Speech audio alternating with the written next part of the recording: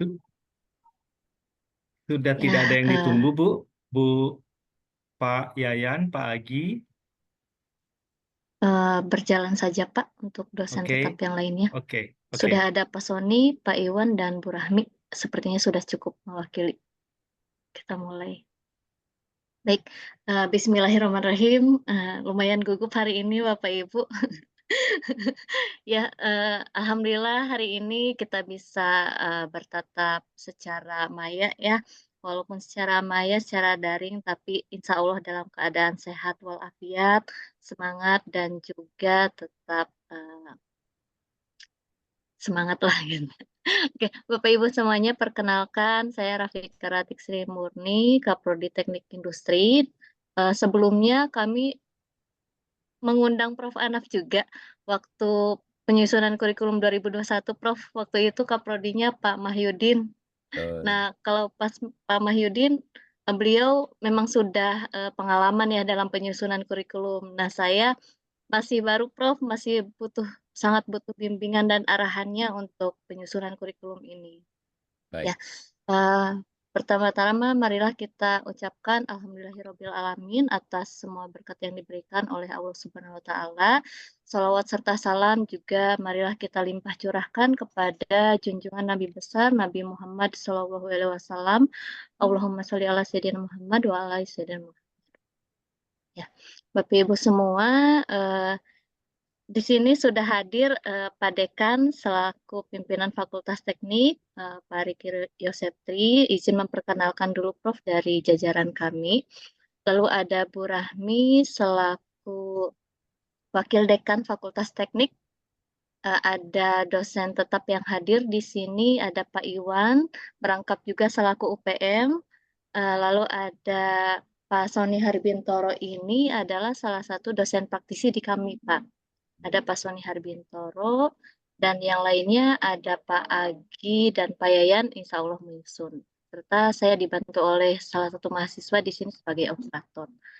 Baik, untuk kegiatan hari ini, untuk memulainya, marilah kita membacakan Bismillah bersama-sama. Bismillahirrahmanirrahim. Semoga acara Lokakarya penyusunan kurikulum teknik industri 2025 dapat berjalan lancar dan kami mengharapkan sekali banyak masukan dan arahannya karena yang kami susun saat ini masih sangat kurang ya, jauh dari kesempurnaan. Untuk susunan acara hari ini, izinkan saya membacakan susunan acaranya. Mungkin sekalian ditampilkan ya, sebentar.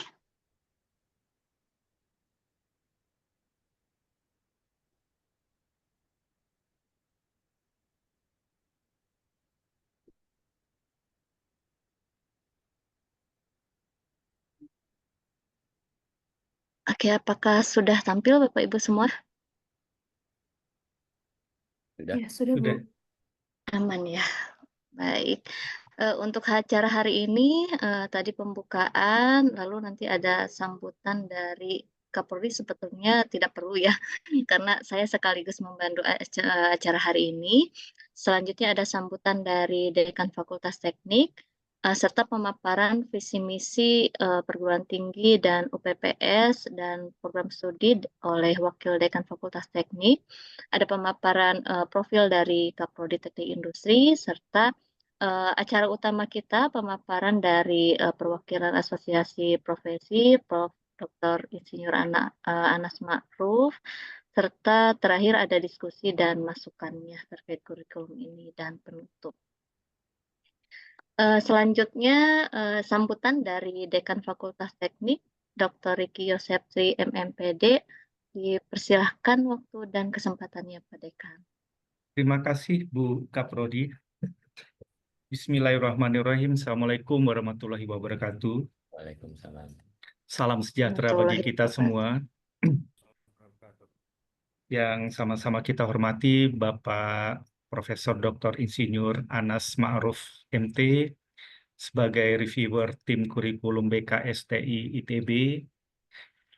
Selamat pagi, Prof. Selamat pagi. Sehat-sehat selalu, Prof. Terima kasih. Sama-sama, Pak.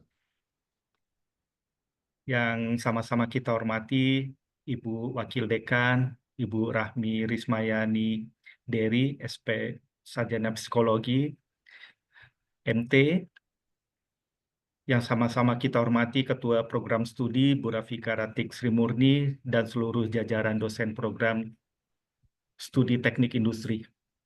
Puji serta rasa syukur kita selalu kita panjatkan kehadirat Tuhan Yang Maha Esa, karena atas rahmat dan karunia-Nya kita dapat berkumpul dalam kegiatan Insya Allah Lokakarya Peninjauan Kurikulum Program Studi Teknik Industri tahun 2025 ini. Kegiatan ini merupakan momen penting dan strategis bagi pengembangan pendidikan tinggi, khususnya di lingkungan Fakultas Teknik Universitas Islam Nusantara. Peninjauan kurikulum bukan sekedar agenda rutin saja, tetapi juga merupakan bentuk tanggung jawab akademik kita untuk memastikan bahwa lulusan yang akan kita hasilkan mampu menjawab semua tantangan zaman era digital sekarang ini, selaras dengan kebutuhan industri, serta berkontribusi nyata dalam pembangunan bangsa. Kurikulum harus selalu dinamis dan adaptif. Dengan adanya kemajuan teknologi, perubahan pasar, tenaga kerja, serta perkembangan paradigma pendidikan seperti kampus berdampak dan penguatan soft skill, maka sudah sewajarnya jika kurikulum kita perlu ditinjau dan disesuaikan. Terlebih pada tahun 2025 mendatang, kita juga dituntut untuk semakin siap menghadapi revolusi industri 5.0 yang menekankan kolaborasi antara kecerdasan buatan dan manusia. Saya menyampaikan apresiasi yang setinggi-tingginya kepada tim kurikulum dan seluruh sivitas akademika program studi teknik industri atas kerja keras dalam mempersiapkan kegiatan ini. Saya juga berterima kasih kepada narasumber kita, pakar kita hari ini, yang bersedia meluangkan waktu untuk memberikan masukan-masukan terhadap kurikulum yang sedang kita running di tahun 2025 ini. Kolaborasi ini menjadi kunci utama dalam menciptakan kurikulum yang relevan dan unggul. Akhir kata, saya berharap Lokakarya ini dapat menghasilkan rumusan kurikulum yang tidak hanya memenuhi standar akademik dan akreditasi saja, tetapi juga mampu menjawab kebutuhan masa depan. Semoga kegiatan ini berjalan dengan lancar dan membawa manfaat sebesar-besarnya bagi kemajuan program studi teknik industri Fakultas Teknik Universitas Islam Nusantara. Wabillahi taufiq wa hidayah. Wassalamualaikum warahmatullahi wabarakatuh. Waalaikumsalam. Waalaikumsalam warahmatullahi wabarakatuh. Terima kasih Pak Dekan, Pak Dr. Riki Yosetri atas sambutannya, menambah semangat kita di pagi hari ini ya. Selanjutnya adalah ada pemaparan dari Ibu Wadek, Wakil Dekan Ibu Rahmi Rismayani dari SPSIMT. Kepada Ibu Rahmi dipersilahkan. Ya, Assalamualaikum warahmatullahi wabarakatuh. Waalaikumsalam. Selamat pagi, Prof. Anas. Selamat pagi, Bapak Ibu semuanya. Izin saya memaparkan visi misi, draft visi misi sebenarnya, draft visi misi yang disusun oleh Fakultas Teknik dan program studi yang tentunya perlu masukan dari Prof. Anas. Apakah kita sudah sesuai track atau belum mungkin di sini ya. Nah, di sini izin visi misi Uninus itu menjadi perguruan tinggi Islam Al-Sunnah wal Jamaah Ahmadiyah yang unggul di bidang sains dan teknologi tingkat internasional pada tahun 2049, dan di sini misinya fakultas ini kita mencoba menurunkan menjadi perubahan menjadi fakultas yang unggul dalam pengembangan ilmu pengetahuan bidang teknik informatika, teknik industri dan teknik elektro di tingkat internasional yang dilandasi dengan nilai Islam Al-Sunnah wal Jamaah Ahmadiyah pada 2039, dan teknik industri itu sudah mengerucut lebih ke unggul dalam analisis data dan teknopreneur berkelanjutan berbasis kearifan lokal dan nilai-nilai Ahlus Sunnah wal Jamaah Ahmadiyah tingkat internasional pada tahun 2039. Kemudian di sini kami mencoba menurunkan juga visi Uninusnya. Di sini ada 4, sehingga misinya 4 juga, teknik industri juga 4. di mana yang misi UNI itu menyelenggarakan pendidikan, penelitian, dan pengabdian kepada masyarakat yang unggul. Kalau di visi misi FTEK menyelenggarakan pendidikan teori maupun praktik dengan membuat kurikulum pada pengembangan bidang teknik informatika, teknik industri, dan teknik elektro berlandaskan nilai-nilai Ahlussunnah wal Jamaah Ahmadiyah, dan yang misinya menyelenggarakan pendidikan teori maupun praktik dengan muatan kurikulum pada pengembangan bidang analisis data dan teknopreneur tingkat internasional berlandaskan nilai Islam Ahlussunnah wal Jamaah. Kemudian pada misinya ini menyelenggarakan pembinaan yang UNINUS, pengembangan SDM yang berakhlakul karimah, profesional, dan memiliki wawasan kebangsaan, cinta tanah air. Dan mungkin kesininya menyelenggarakan penelitian, kemudian teknik dalam bidang teknik informatika, teknik industri, dan teknik elektro berdasarkan Islam Ahlussunnah wal Jamaah. Dan di sisinya teknik industri menyediakan penelitian berorientasi pada roadmap penelitian berfokus pada bidang ilmu analisis teknopreneur. Nah, teknopreneur tingkat internasional berlandaskan nilai Islam Ahlussunnah wal Jamaah. Mohon maaf Ibu, sebenarnya ini PPT-nya yang visi misinya ini yang belum berubah ya Bu ya, misi FTEK teknik industri. Boleh izin Bu, saya share screen draft saja yang ada di file Excel saya Bu. Soalnya sepertinya ini belum yang terbaru di PPT-nya supaya lebih jelas. Nah, izin, apakah sudah tampil apa yang saya share screen, Bapak Ibu? Oke, sudah. Ya, izin. Nah, ini file yang terbaru, izin Prof. Di sini ini yang sebelah kiri ini sebenarnya yang dari UNINUS ini sudah sebentar, sudah ada masukan, dan ini yang FTEK-nya itu di sininya itu menyelenggarakan pendidikan teori maupun praktik dalam bidang bentar, dulu.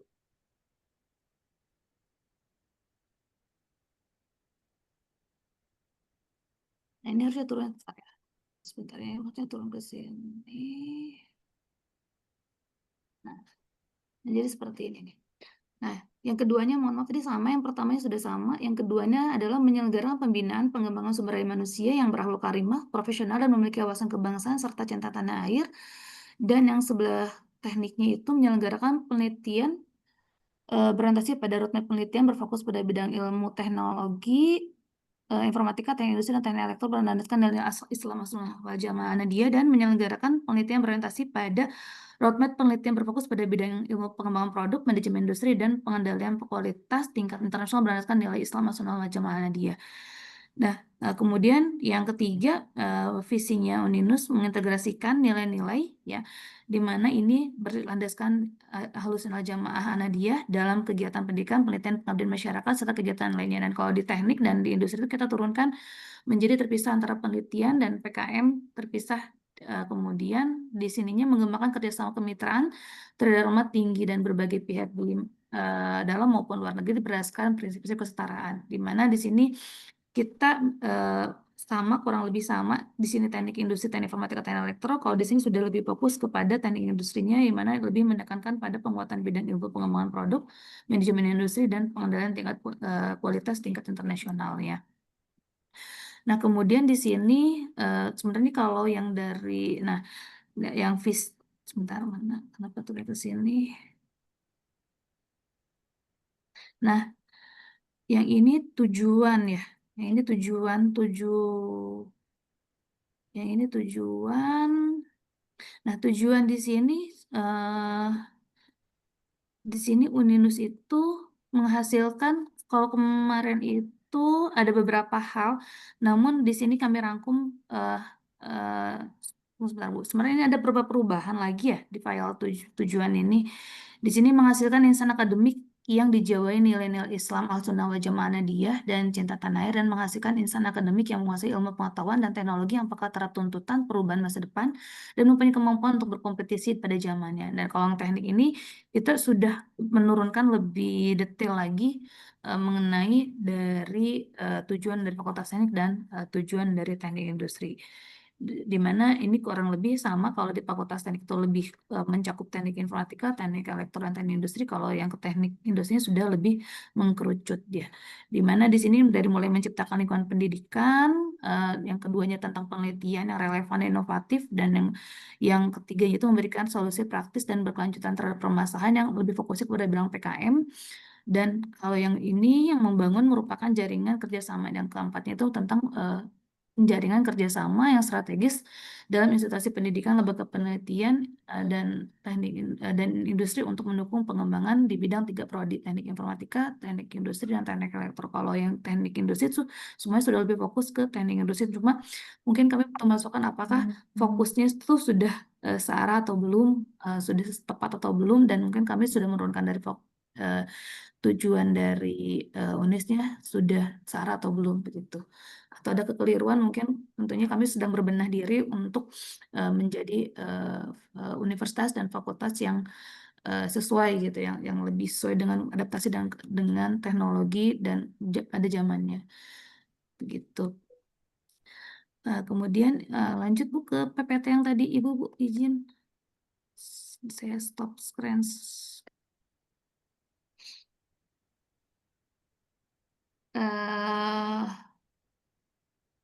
Nah, langsung ke sini. Di sini di peraturan rektor izin Prof di tahun 2025 ini yang menyatakan bahwa SKS program studi S1 itu paling sedikit SKS-nya 144 SKS, di mana ada mata kuliah wajib dan ada mata kuliah pilihan, di mana mata kuliah wajib institusi itu ada kodenya MKWI, dan ada MKPS itu mata kuliah program studi, di mana semester 1 dan semester 2 itu paling banyak itu 20 SKS, dan semester 3 itu paling banyak 24 SKS gitu, di mana ada semester ganjil itu paling banyak itu 9 SKS untuk diselenggarakannya. Kemudian tentang MBKM ini, atau mungkin sekarang kampus berdampak, itu kegiatannya satu semester di dalam di luar program studi tapi dalam satu perguruan tinggi, dan 2 semester di luar perguruan tinggi untuk kegiatan aktivitas yang bisa dikonversi sampai maksimal 20 SKS.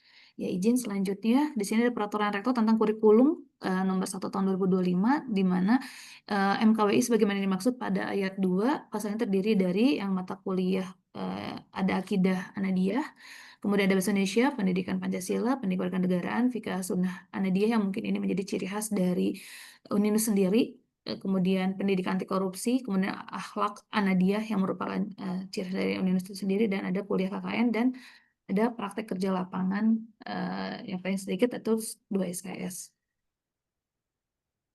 Iya. Nah, mungkin dicukupkan sekian dari saya pemaparannya, nanti mungkin butuh pertimbangan masukan dari izin dari Prof. Terima kasih. Saya kembalikan kepada Ibu Kaprodi.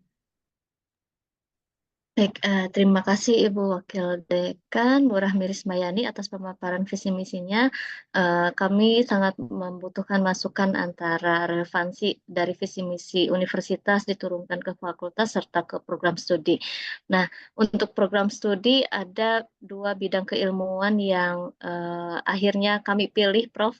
Dan itu berdasarkan pertimbangan-pertimbangan keahlian dosen yang ada di sini serta berdasarkan kebutuhan keahlian survei eksternal seperti itu.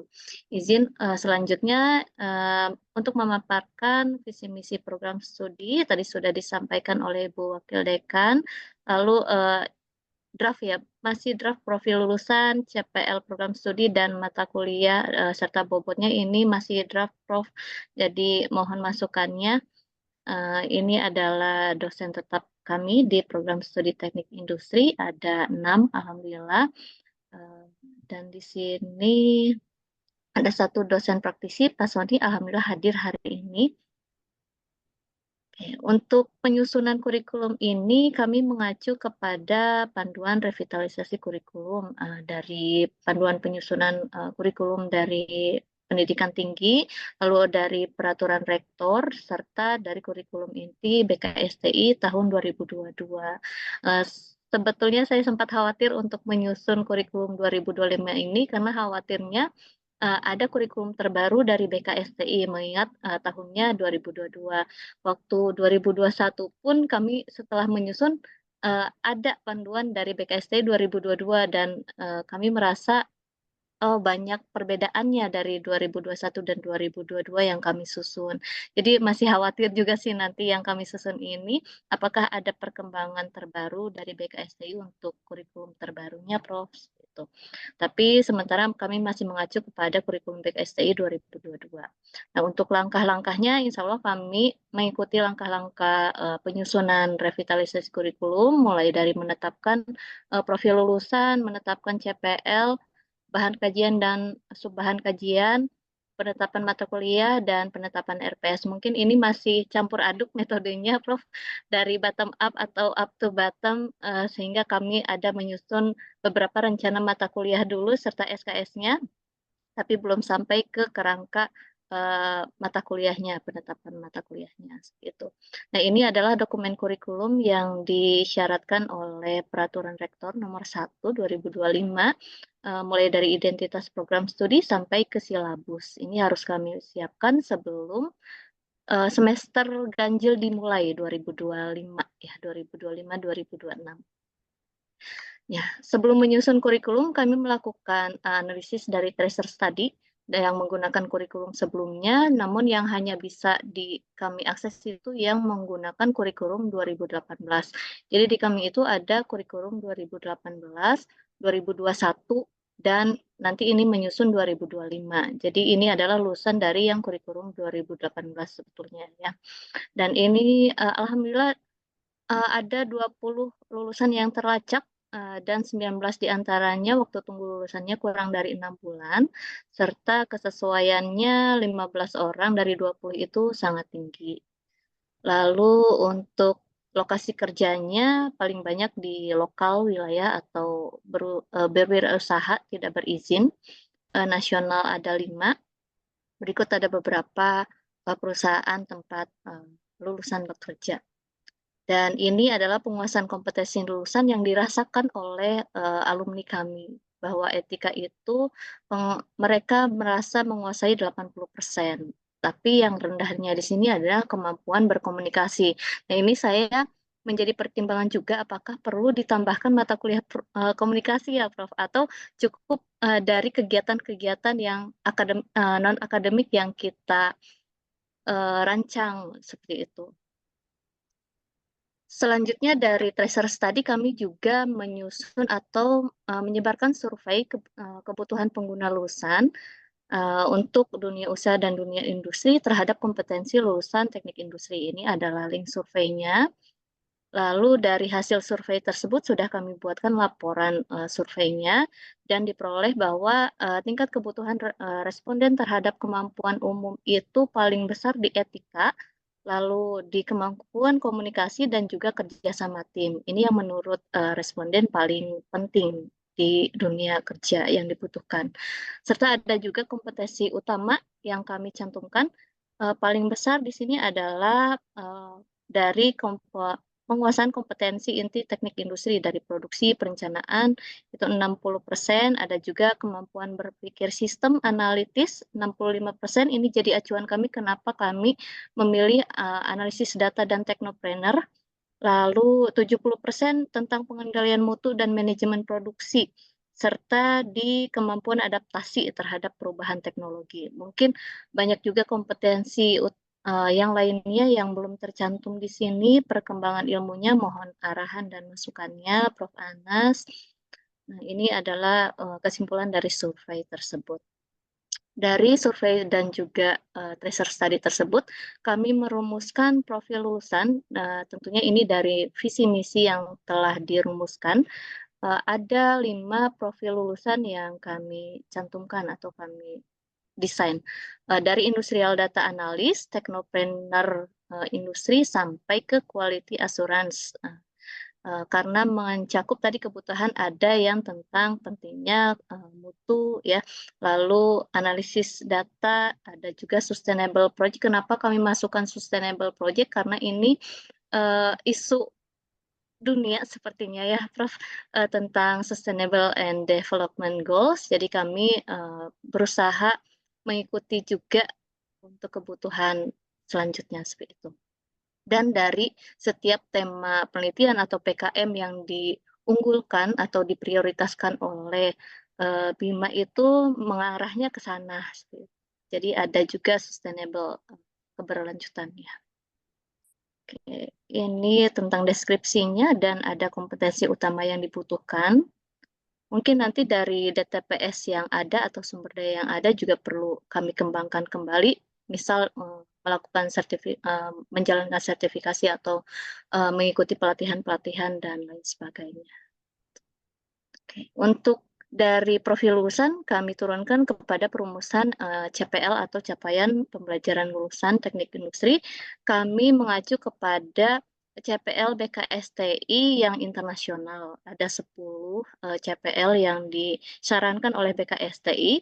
Hanya bedanya di CPL 8 kalau internasional itu ada bekerja dalam tim multidisiplin dan juga multibudaya. Nah, ini mendukung program MBKM kami dan juga proyek capstone design kami yang ada bisa kolaborasi antara ketiga prodi. Nah, ini bisa jadi dasar kami untuk mengambil yang internasional. Semoga nanti goalnya juga untuk terakreditasi internasional. Amin. Ya. Dan perbedaannya di CPL 9 apa? CPL 9 ini kami tekankan lagi untuk mendukung misi kami, visi misi dari ada menjunjung tinggi nilai-nilai Islam, Ahlussunnah wal Jamaah An-Nadliyah. Jadi bedanya di CPL 8 dan CPL 9 dari yang CPL yang disarankan oleh BKSTI.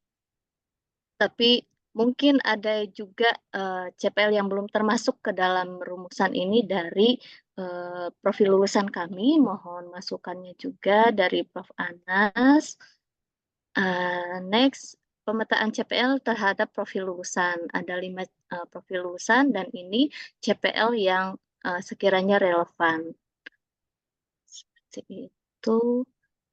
Lalu, nah ini masih beberapa mata kuliah, belum semua mata kuliah tercantum. Mata kuliah yang mendukung, yang sangat mendukung dari CPL, dari profil lulusan yang kita desain. Mulai dari statistik industri, CPL yang terkaitnya, lalu profil lulusan yang didukungnya tentang industrial data analis dan quality assurance improvement officer juga. Lalu ada proyek kewirausahaan. Nah, kemarin proyek kewirausahaan ini jadi mata kuliah pilihan Prof di kurikulum 2021. Sebelumnya ada mata kuliah wajibnya itu teknopreneur, tapi proyek kewirausahaan itu menjadi mata kuliah pilihan. Apakah nanti proyek kewirausahaan itu menjadi mata kuliah wajib atau masih diperbolehkan di mata kuliah pilihan gitu. Karena mengingat profil lulusan yang kita ajukan itu ada juga teknopreneur. Oke, perencanaan sistem kerja, manajemen mutu, teknopreneur dan juga etika profesi menjunjung nilai keislaman aswaja. Itu. Oke, untuk sebaran mata kuliahnya perlu ditampilkan atau didiskusi saja ya? Nanti bisa didiskusikan. Diskusi saja ya, Prof. Ya. Dokumennya sudah disampaikan ya, Prof. Alhamdulillah sudah menerima umpan balik juga dari Prof. Anas. Oke, mungkin itu Prof. Pemaparan dari program studi teknik industri. Mohon arahan dan masukannya. Untuk selanjutnya kita saksikan, kita simak bersama pemaparan dari perwakilan asosiasi profesi dari BKSTI, Prof. Anas Ma'ruf MT dari Fakultas Teknologi Industri ITB. Nah, Bapak Ibu izin memperkenalkan, tapi pasti sudah kenal ya. Izin memperkenalkan, Prof. Anas ini kelompok keahliannya itu adalah di sistem manufaktur. Lalu sekarang home base-nya di Fakultas Teknologi Industri dan jabatan fungsionalnya sudah guru besar. Barakallah Prof. Ilmunya, mohon bimbingannya. Dan S1, S2-nya di ITB, Waskopus indeksnya sudah tinggi ya Prof. 4. Oke, dan S3-nya di Koyahashi University of Technology IC Jepang tahun 2000. Sinta skornya sangat jauh dengan saya, dengan kami. Tapi insya Allah menjadi motivasi, semoga jadi motivasi kami untuk terus berkarya. Selanjutnya pemaparan kami persilahkan kepada Prof. Anas tentang tren kompetensi lulusan teknik industri dan juga umpan balik rancangan kurikulum teknik industri. Dibantu share screen atau dari Prof. Anas? Dari saya aja, nggak apa-apa. Oke. Oke, siap. Terima kasih. Dipersilahkan Prof. Anas. Baik, terima kasih. Assalamualaikum warahmatullahi wabarakatuh. Waalaikumsalam. Selamat pagi. Waalaikumsalam warahmatullahi wabarakatuh. Terima kasih sambutannya Pak Riki, Pak Dekan, Bu Wakil Dekan tadi sudah ada pemaparan dari Bu Rahmi dan juga Bu Kaprodi, Bu Rafika, dan hormat kami juga buat Bapak Ibu dosen di Teknik Industri Uninus. Terima kasih sudah diundang walaupun ini mendadak. Ya alhamdulillah barangkali jodohnya di hari Selasa ini begitu, karena semula kami diundang hari Kamis yang nantinya saya ada penugasan lain dari PTNBH begitu. Jadi izin saya share screen. Jadi mudah-mudahan sudah bisa terlihat di layar Bapak Ibu sekalian. Jadi barangkali sesuai dengan undangan dari Bu Rafika, ini presentasinya akan dibagi menjadi 2 bagian. Jadi yang pertama saya akan fokus ke tren kompetensi lulusan teknik industri begitu. Jadi tentunya kita tidak bisa lepas dari body of knowledge atau keilmuan dari TI, dan selalu dari dokumen manapun kita akan merujuk ke suatu institusi yang sudah terrekognisi.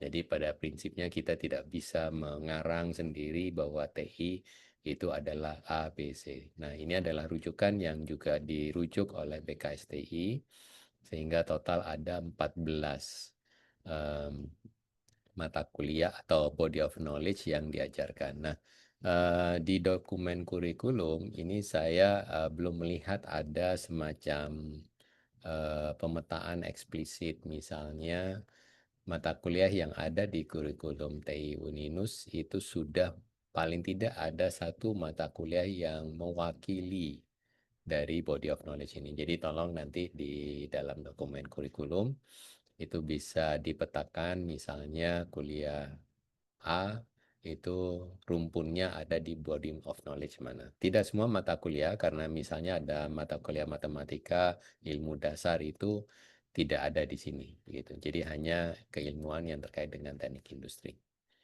Yang kedua itu adalah, ini saya melakukan survei secara online saja karena ini terkait dengan lapangan pekerjaan. Jadi khusus untuk di Indonesia itu ini adalah sektor di sini muncul ada 7 begitu, yang Bapak Ibu tadi juga sudah saya lihat dari berbagai survei yang dilakukan. Saya kira ini masih konsisten. Hanya saja di sini saya tambahkan kira-kira tugas utamanya apa. Kalau Bapak Ibu lihat di sini, ini tidak ada sesuatu yang aneh. Walaupun kami di ITB sempat melakukan survei, ada 1 alumni kami jadi pilot, ya itu kan 1-2 hal. Kadang-kadang ada saja nasib yang di luar kompetensi, ya memang tidak nyambung. Tetapi mayoritas selain yang 1 ini ada di bidang ini. Walaupun kami ingin menyoroti 2 yang ini, artinya yang IT data sama jasa dan konsultansi. Pemantauan kami akhir-akhir ini banyak alumni teknik industri itu yang direkrut, entah itu di Shopee, entah itu di Grab, entah itu di perbankan, tetapi penempatannya itu khusus untuk melakukan analisa data. Jadi nampak dengan adanya era big data itu keperluan untuk melakukan analisa data secara cepat itu sangat diperlukan gitu. Nah, baru yang ketiga ini barangkali lebih ke pengamatan saya pribadi, dan ini tadi sudah disampaikan oleh Pak Dekan bahwa saat ini industri itu kan sedang bertransformasi menuju industri 4.0 dan 5.0. Dan di sini saya merangkum ada barangkali 6 area yang bisa dikontribusikan oleh alumni teknik industri atas dasar body of knowledge yang 14 tadi. Ya, jadi yang utama yang sangat dekat dengan TI, yang saya rasa teman-teman dari prodi teknik lain mungkin tidak seunggul dari TI, itu adalah big data analysis. Karena apa? Karena di teknik industri ini kan mempelajari statistik yang sebagai ilmu dasar untuk melakukan big data analytics. Yang kedua, saya melihat ini juga sudah ada kata kunci yang disebut di dokumen VMTS di Uninus bahwa ada kata kunci otomasi, sehingga di sini menurut saya kalau bisa otomasi yang disampaikan itu juga sudah mencakup yang sekarang sudah banyak dipakai itu adalah Internet of Things. Di samping itu juga mahasiswa sekarang juga sudah mulai bahkan sehari-hari menggunakan AI. Hanya saja barangkali kalau dulu kita belajar misalnya peramalan, gitu. Peramalan menggunakan suatu fungsi matematik, sekarang kita bisa menggunakan machine learning. Jadi tools yang diajarkan itu meningkat dibandingkan yang barangkali dulu paling tidak saya waktu kuliah itu belum ada istilah AI dan machine learning. Satu hal lagi yang ini tidak dipungkiri, TI menjadi pemain utama. Biasanya kalau ada proyek implementasi ERP di industri manapun, maka project leadernya atau integratornya itu seringkali kita temui alumni TI. Kenapa? Karena mayoritas dari modul-modul yang ada di ERP ini itu yang menguasai itu ya teknik industri begitu. Mulai dari modul HR, modul production planning, modul forecasting, bahkan sampai ke modul akuntansi yang menjadi modul utama dari software ERP pun teknik industri menguasai, walaupun barangkali secara detail tidak sepaham seahli yang spesifik. Misalnya kalau modul finansial tentu yang lebih spesifik adalah alumni akuntansi. Tetapi kaitan antara satu modul dengan yang lain itu tetap dimiliki oleh teman-teman. Nah, kalau Bapak Ibu juga scanning di berbagai jurnal, sekarang sudah mulai jarang ditemukan kata simulasi. Seringkali ini sudah diubah dengan digital twin. Bedanya apa? Kalau digital twin, penggerak atau pemicunya itu adalah Internet of Things. Artinya perubahan di shop floor itu dipicu oleh Internet of Things. Kalau simulasi, pemicunya adalah random number dari suatu probabilitas. Sehingga ini barangkali konsepnya sama-sama simulasi, hanya saja penggeraknya sudah beda. Nah, tadi juga Bu Rafika sudah menyampaikan bahwa di Urinus sudah mulai mempertimbangkan ada aspek lingkungan. Di sini ada green manufacturing. Dan ada satu lagi yang juga sudah mulai banyak sekali topik-topik penelitian teman-teman di teknik industri itu adalah yang dikaitkan dengan circular economy teknologi. Artinya bagaimana memanfaatkan suatu produk ini kalau ada sisa ini diputar lagi sehingga ini terus-menerus menciptakan suatu nilai tambah yang terus dimanfaatkan begitu. Nah, dari dampak industri 4.0, 5.0, di sini kemudian saya coba turunkan ke soft skill. Dan tadi saya lihat dari dokumen baik dari Bu Rahmi maupun dari Bu Rafika, beberapa sudah ada misalnya kemampuan programming menggunakan Python, menggunakan R atau SQL software. Terus tadi juga saya melihat sudah ada tools yang diperkenalkan misalnya menggunakan Power BI dari Microsoft atau Tableau. Ini adalah software aplikasi yang banyak dipakai di industri untuk melakukan analisa data. ERP juga banyak aplikasi kalau mau open source yang sekarang sudah mulai dipakai di banyak universitas itu adalah Odoo. Kemudian ada aplikasi simulasi, tidak harus Arena tetapi banyak yang lain. Ada ERP, ini SAP, sama software CAD karena ini adalah aplikasi desain yang banyak dipakai di industri. Saya tahu ada AutoCAD di dalam dokumen kurikulum, di sini saya cuma mencantum barangnya saja. Sama satu lagi skill yang perlu itu diasah itu adalah, ini adalah kemampuan TI, design thinking, dan tadi juga adalah kemampuan untuk berkolaborasi dalam memecahkan kasus. Ini menarik karena tadi Bu Rafika juga menyampaikan ada mata kuliah yang diklaim sebagai capstone design yang melibatkan beberapa prodi. Mungkin nanti diskusinya bisa lebih detail di sini. Nah, barangkali itu adalah bagian pertama, Bapak Ibu. Saya nggak tahu apakah saya langsung lanjut saja atau kita sampai di sini dulu ada pertanyaan yang ingin didiskusikan. Silakan.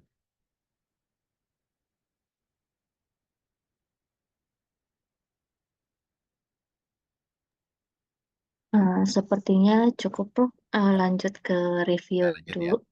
Baik, kalau kita lanjutkan, nah ini adalah barangkali setelah saya mendapatkan dokumen dari Bu Rafika, ada beberapa poin yang bisa saya sampaikan. Jadi kerangka dalam menyusun kurikulum, barangkali kalau kita lihat frameworknya adalah seperti ini. Jadi kita berangkat dari kanan menuju ke kiri, dan dari apa yang sudah dijelaskan, itu baik oleh tadi Bu Rahmi maupun Bu Rafika, saya meyakini Bapak Ibu sudah menjalankan. Artinya langkah pertama memang harus menetapkan profil lulusan, kemudian dari profil lulusan ini muncul tujuan. Dari profil lulusan kita jabarkan sebetulnya ini menjadi CPL, capaian pembelajaran. Dan selanjutnya baru atas dasar itu muncul dokumen kurikulum, di mana dalam dokumen itu ada CPMK dan ada indikator performansi yang akan dievaluasi. Dan kebetulan dalam dokumen kurikulum ini tadi juga sudah ditampilkan bahwa BKSTI itu sudah membantu Bapak Ibu untuk menyusun, sehingga ini jauh lebih mudah. Dan yang terakhir kita, maaf ini bukan SNPT, tetapi sekarang yang terbaru itu adalah SNDikti. Nah, dari dokumen ini perlu saya sampaikan, kebetulan kami di Lamtek ini juga sudah seringkali menemukan. Jadi pada dasarnya VMTS itu dimiliki oleh universitas dan UPPS atau unit pengelola fakultas atau program studi. Nama lainnya mungkin fakultas. Sehingga program studi ini cukup atau hanya memiliki visi keilmuan. Nah, dari dokumen yang tadi Bu Rahmi sampaikan, saya menangkap Bapak Ibu masih mengimplementasikan seolah-olah program studi ini juga memiliki VMTS. Maaf. Jadi barangkali ini yang bisa diperbaiki. Sebentar.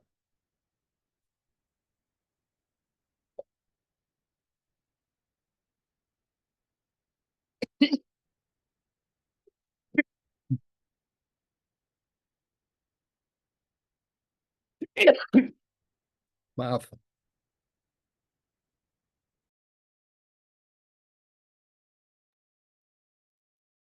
Jadi yang pertama mungkin saya perlu beri catatan, itu apakah tracer study ini yang dilakukan menggunakan template sendiri atau menggunakan template yang sudah standar dari Dikti. Yang berikutnya, apakah tracer study itu dirancang untuk melacak kekhasan materi dari kurikulum inti BKSTI. Nah, di sini, maaf, jadi di sini, ini saya sampaikan bahwa contoh dari visi keilmuan itu cukup misalnya menyelenggarakan kegiatan tridharma dalam bidang TI. Nah, itu minimal.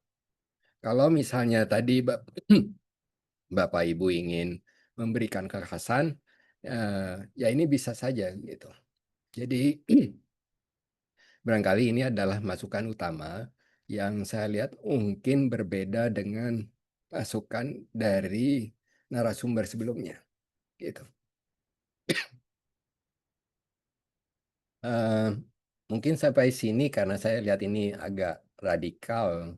Mungkin ada Bapak Ibu ingin berkomentar terlebih dahulu, silakan.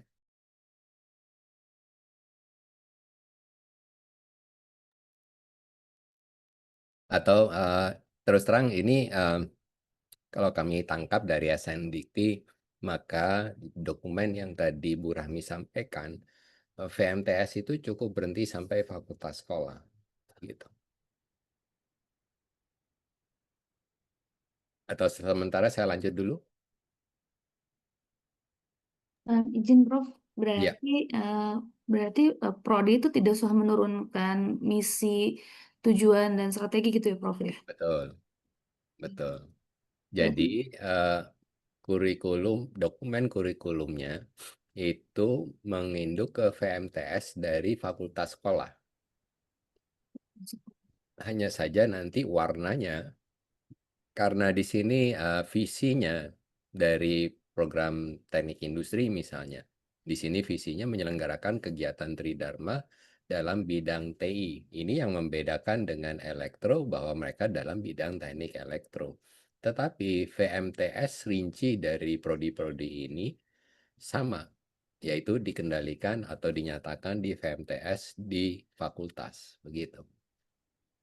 Izin Prof, nanti ini kan tertuang di Renstra. Renstra itu tingkat fakultas ya Prof. Berarti Renov, apakah Prodi itu masih tetap punya Renov atau tetap di UPPS saja Prof Renovnya?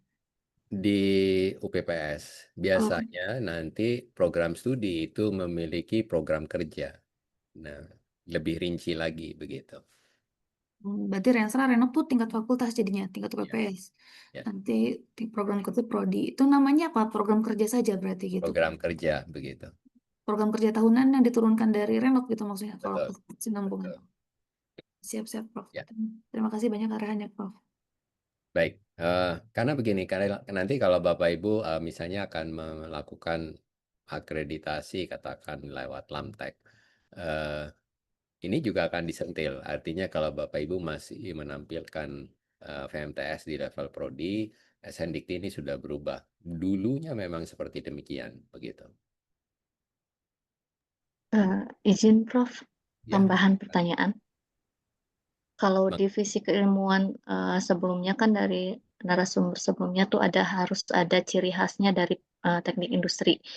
Misalkan dari bidang keilmuan tadi kan dijelaskannya kami rancangnya itu di analisis data dan juga teknopreneur. Apakah itu masih perlu dicantumkan atau masih secara global divisi teknik industri, Prof? Ini pilihan aja sebetulnya. Artinya kalau memang itu ingin ditonjolkan, konsekuensinya waktu lulus, Bapak Ibu harus bisa menjamin mereka terampil dalam bidang itu. Jadi ada plus minus. Artinya begitu kita nyatakan Bapak Ibu misalnya tampil melakukan analisa data. Nah, begitu itu dinyatakan nanti Bapak Ibu harus punya bukti bahwa mereka memang terampil untuk analisa data begitu. Tetapi kalau misalnya TI ini kan generik.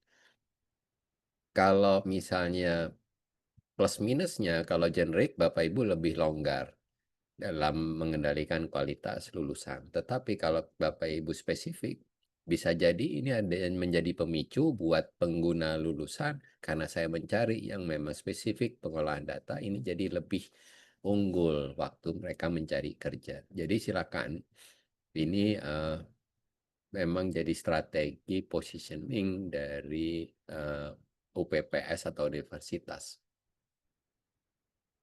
Ada plus minusnya, begitu Bu. Ya, terima kasih pencerahannya, Prof.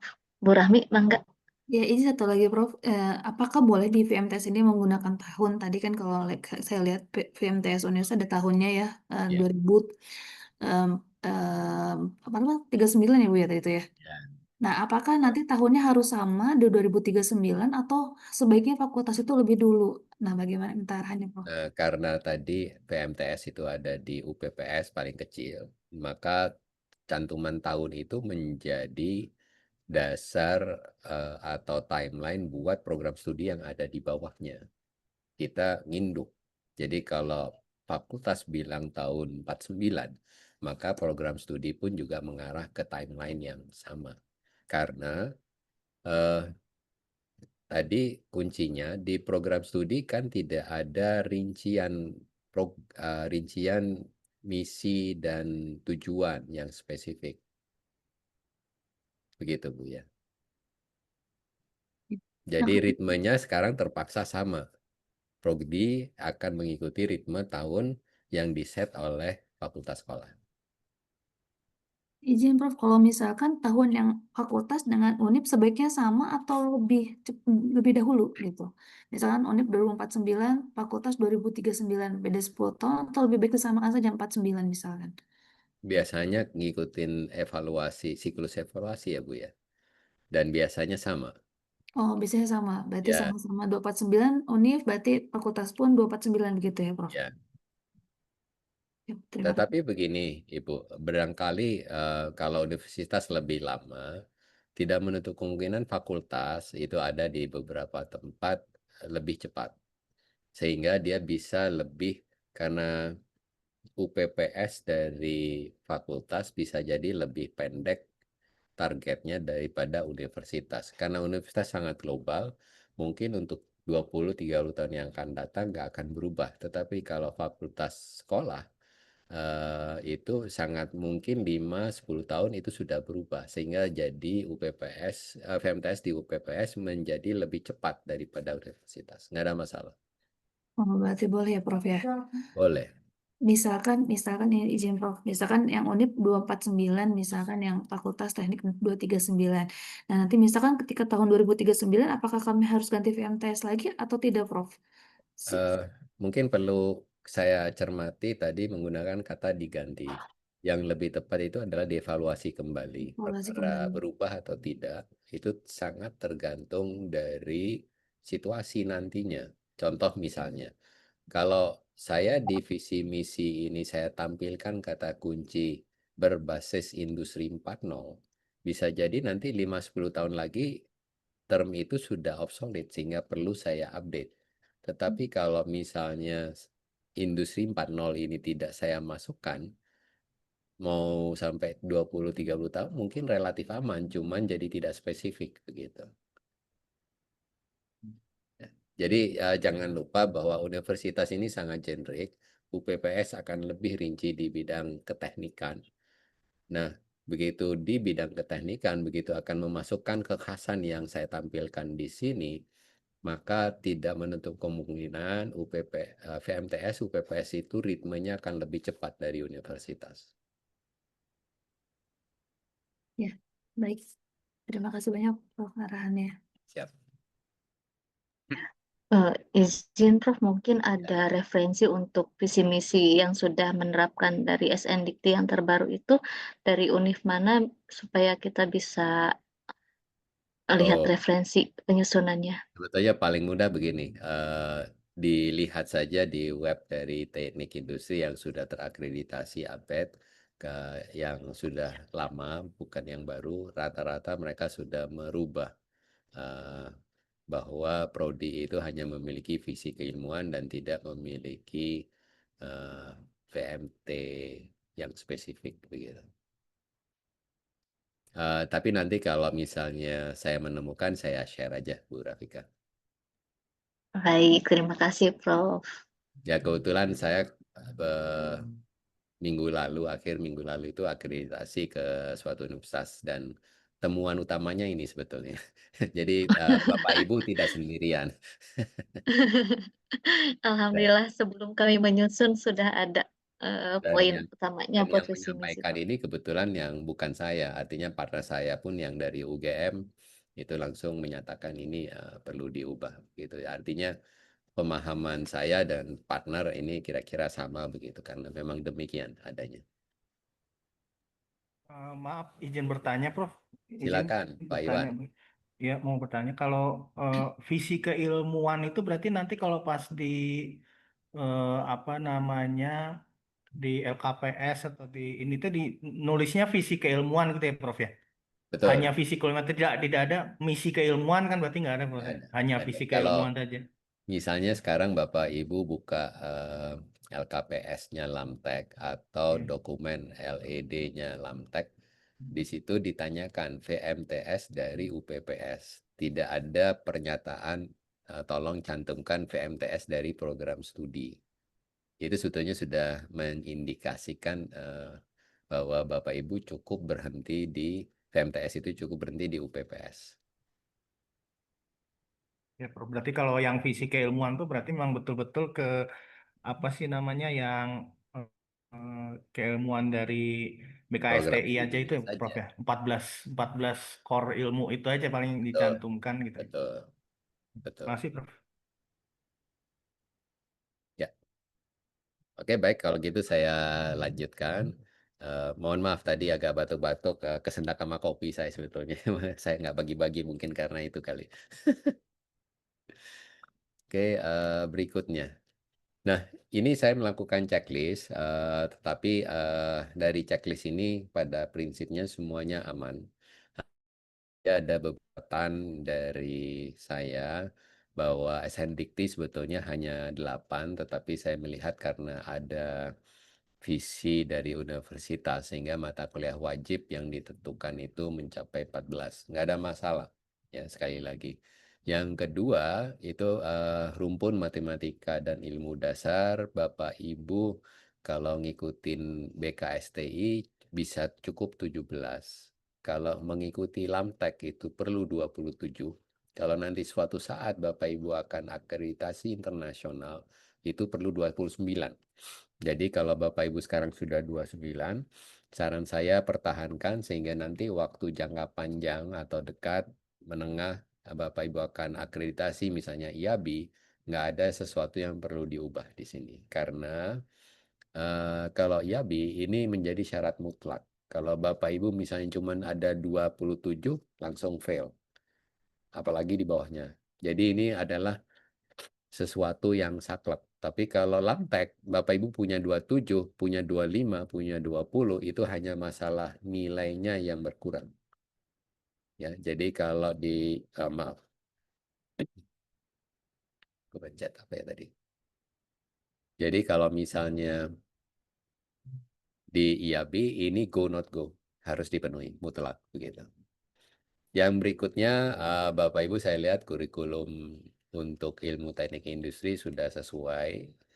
Kemudian teknik informasi, di sini Bapak Ibu punya 3, BKSTI menyarankan 2, itu juga tidak ada masalah. Mengenai perancangan dan eksperimen itu ada 15, oke. Nah, saya akan fokus di sini. Di Bapak Ibu mengklaim ada kulminasi pengalaman perancangan utama. Di satu sisi, LAMTEK itu mensyaratkan ada capstone design, dan termasuk IABI, maaf. Jadi baik LAMTEK maupun IABI harus ada capstone design.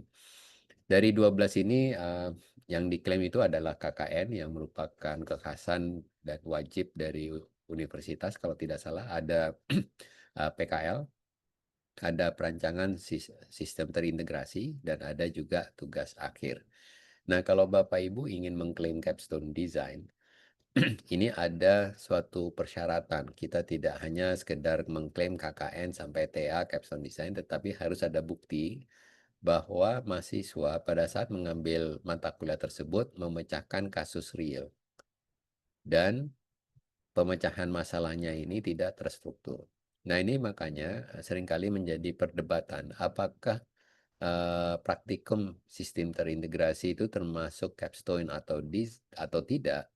Banyak yang akhirnya mengerucut ke tidak. Kenapa? Karena waktu praktikum masalahnya itu tidak real atau solusinya itu sudah seperti bertahap. Lakukan ini, lakukan ini, lakukan ini, maka dapatlah solusi. Nah, kalau mahasiswa melakukan seperti petunjuk praktikum, maka itu kita tidak bisa mengklaim sebagai capstone design.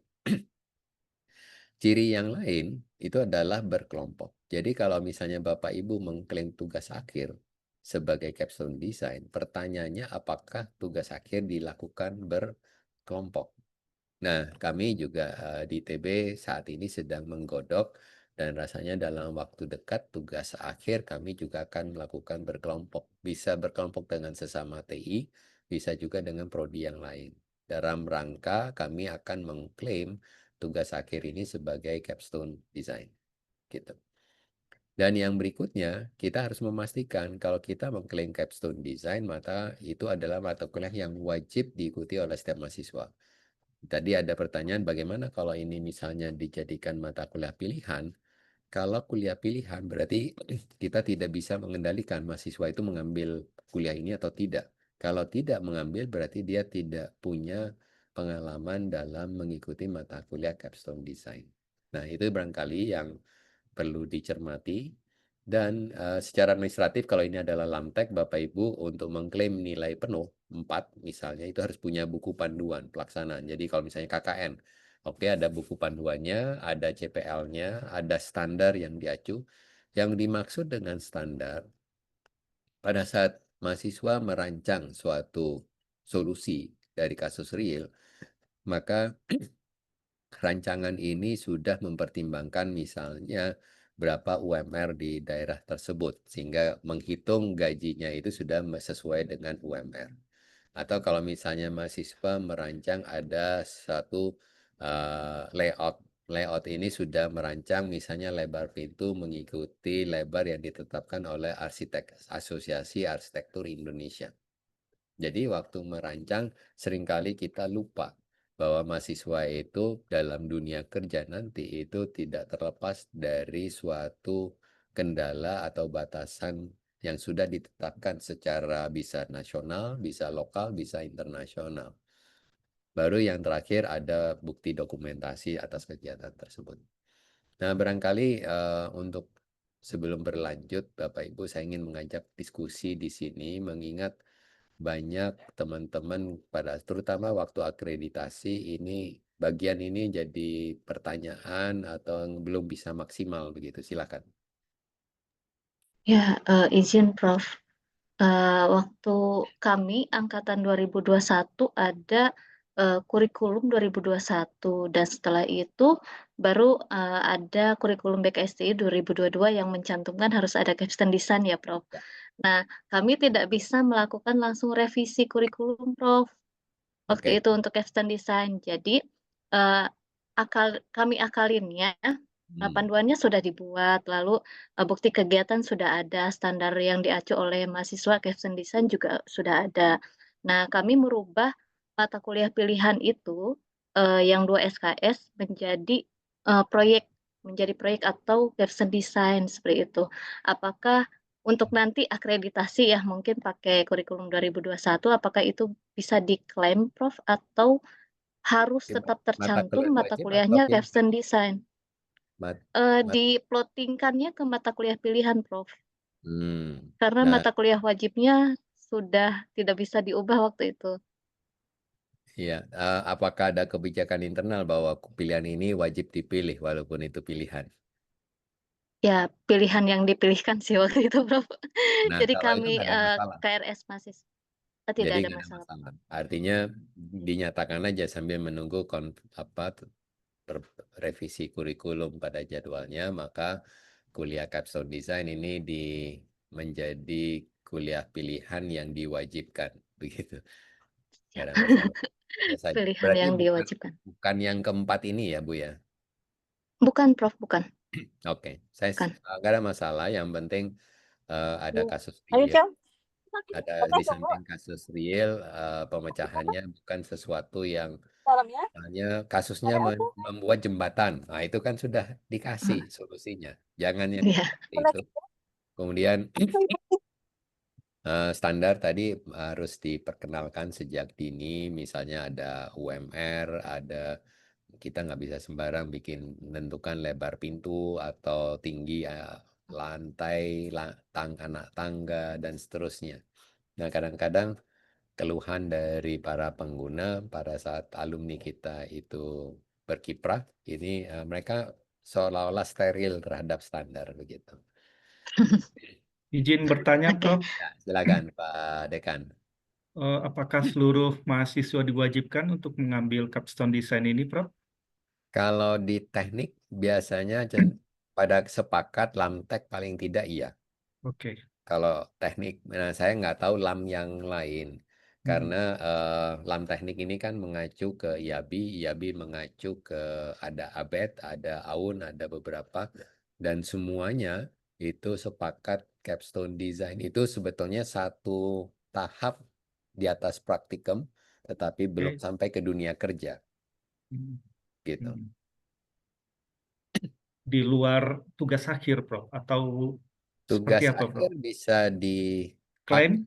sebagai seperti tadi yang saya sampaikan, kami berencana mengklaim tugas akhir Oke. sebagai capstone design, hanya saja karena di sini ada syarat berkelompok. Nah, terus yang kedua tadi saya lihat ada istilah multidisiplin, multibudaya, itu sangat bagus. Ya, jadi itu sangat bagus untuk diklaim. Universitas yang terakhir saya akses itu mereka kebetulan di dalam satu fakultas itu ada mata kuliah capstone design Dan pada saat melakukan capstone design ini pesertanya dari berbagai prodi. Dari berbagai prodi. Betul. Jadi misalnya kalau kami di TB ada FTI, Ya, di situ ada teknik kimia, ada teknik ya, fisika, ada teknik industri, ada manajemen rekayasa. oke. Mengambil mata kuliah dengan kode ini, kemudian mereka memecahkan kasus dan berkelompok dari berbagai prodi. Itu akan sangat baik, mengingat tadi ada beberapa indikator bahwa salah satu yang diharapkan oleh pengguna itu adalah kemampuan berkolaborasi atau berkomunikasi. Sebetulnya itu adalah antar atau multidisiplin ya. Iya, Betul. terima kasih, Prof. Jadi Ya.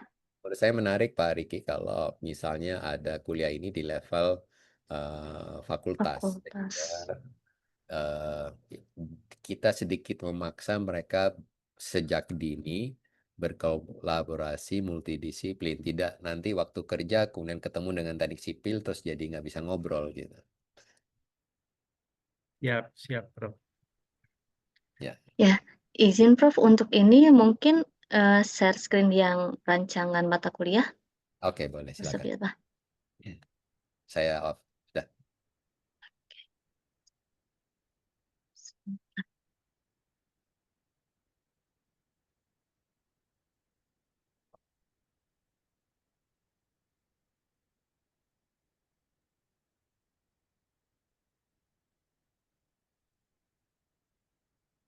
Apakah sudah tampil di layar Bapak Ibu semua?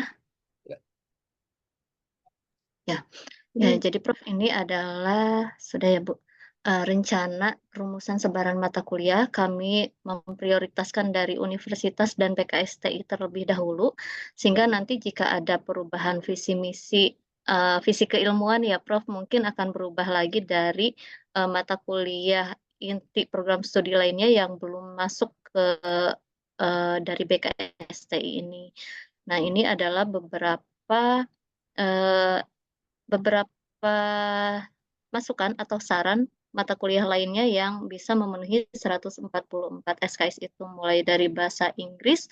Waktu bahasa Inggris karena ada kebutuhan kemampuan bahasa asing, di kami sebelumnya hanya ada 2 SKS, Prof. Apakah mungkin nanti ditambahkan writing and conversation jadi 2, mungkin mengingat kebutuhan berbahasa Inggris dari speaking juga diperlukan. Ya. Dan writing ini untuk yang melanjutkan untuk tugas ke jenjang selanjutnya misalkan. Kalau yang Lalu baris di sini 4 itu apa ya Bu ya? Karena nggak ada klasifikasinya, artinya kuliah pilihan yang teknik tenaga dan yang pangan. mana Prof? Teknik Oh, tenaga dan teknik tenaga itu di kurikulum 2021 ada Prof. Nah, oh, sekarang kita masih mempertimbangkan apakah masih perlu. relevan dicantumkan atau perlu Ya. penyesuaian kembali. Menurut Prof Anas, apakah yang listrik ini perlu kita tekankan Eh, lagi, Prof? Rasanya kalau lihat tren yang tadi disampaikan bisa jadi tidak perlu karena pertama di Siap. BOK juga tidak ada yang spesifik. Yang kedua barangkali akan bermanfaat kalau itu diarahkan ke IoT. Tapi kalau nomor Oke. tadi yang rangkaian listrik dan elektronika, kalau akan ada mata kuliah pengganti yang fokus ke IoT atau otomasi yang membahas IoT, menurut saya itu akan lebih pas. Rangkaian listrik dan elektronika sebagai dasar IoT ya, Prof. Betul. Nah, Introduction Programming kita ada di semester 1 waktu di kurikulum 2021 karena sebagai dasar pemrograman simulasi komputer juga. Ini merupakan mata kuliah fakultas waktu itu, Prof. Introduction Programming. Fokusnya ke apa ya Bu ya kalau boleh tahu? Maksudnya codingnya itu di level sudah hanya sekedar coding mengasah logika atau sudah spesifik yang mengarah ke data analytics? Masih ke dasar pemrograman, Prof. Hmm, Untuk mengasah logika. PHP atau apa? Apa ya kemarin? Pak Tejo, oh tidak ada ya. Python Bu. Oh, pakai Oh, Python. Python. Oke, bagus kalau Terima gitu. kasih Pak Yayan. Python, Pak. Berarti tinggal setahap lagi bisa masuk ke, ya kalau udah Python kan library untuk tadi untuk AI, machine learning itu sudah banyak sehingga mereka menurut saya tinggal melanjutkan lagi begitu. Oke, strategi korporasi, manajemen pemasaran, Nah, etika berarti yang profesi. capstone design itu disisipkan di salah satu mata kuliah pilihan 1, 2, 3 ya Bu ya? Iya, waktu itu di pilihan 2 dan 3, Prof. Oke, di semester Di 7. semester 7, Oke. betul. Kalau yang sekarang apakah harus ada mata kuliahnya capstone design, Prof? Bagusnya ada Tertulis supaya nanti waktu siapapun yang mereview itu sudah terlihat secara eksplisit begitu. capstone design ya. Ya, Nah, bahasa ini Indonesia ada beberapa itu referensi juga saya, ya, Prof. silakan. Gimana? Ah, Ini ada beberapa referensi mata kuliah wajib dari UGM, UII, Trisakti, manajemen proyek. Kemarin kita sempat ada di 2018, tapi di 2021 tidak ada, Prof. Otomasi industri di kami belum ada juga. Mungkin perlu di 2025 ya, Prof. Ya, Lalu rasanya, tapi mungkin kalau mau dibungkus ke arah tadi, apakah otomasi atau apakah ke arah industri 4.0 atau apapun yang barangkali intinya seperti itu materinya. Oke, kemarin analisa keputusan dan ERP itu mata kuliah pilihan, Prof. Oke. Ternyata ada di beberapa universitas analisa keputusan dan ERP itu merupakan mata kuliah wajib. Kalau Kita ERP, belum, saya sarankan wajib mengingat ERP wajib. sudah banyak industri yang menggunakannya, tetapi kalau masalah analisa keputusan itu tidak dijadikan kuliah inti di PKSTI, tetapi kalau itu akan menjadi warna dari TI Uninus, silakan. Misalnya di dalam analisis keputusan ini belajar tentang bagaimana menginterpretasikan hasil dari big data analisis misalnya. Jadi jangan lari ke yang konvensional. Konvensional teori analisis keputusannya itu yang berbasis big data begitu. Big data and machine learning ya, Pak. Ya. Oke. Seminar hasil tugas akhir masih menjadi pertimbangan juga apakah kita include-kan ke mata kuliah wajib. Lalu ada penulisan Bukan tugas akhir berarti ya? selama ini include ke tugas akhir, Prof. Oh, nggak ada masalah. Saya pikir Nggak ada tadinya masalah ya. ada strategi dari banyak universitas supaya alumni, mahasiswanya lulus tepat waktu, itu dibikin tugas akhir 1, tugas akhir 2, atau metode penelitian pertama baru tugas akhir supaya mereka sebetulnya mata kuliah yang tadi sebelum tugas akhir itu menyiapkan misalnya proposal bab 1, bab 2, bab 3, nanti waktu ngambil tugas akhir itu sudah tinggal mengolah data, analisis kesimpulan. Nah, kalau di tempat Bapak Ibu ada misalnya indikasi mahasiswa telat lulus, biasanya strategi ini yang diambil. Tetapi kalau tidak ada, mau cuman di semester 8 juga nggak ada masalah begitu. Oke.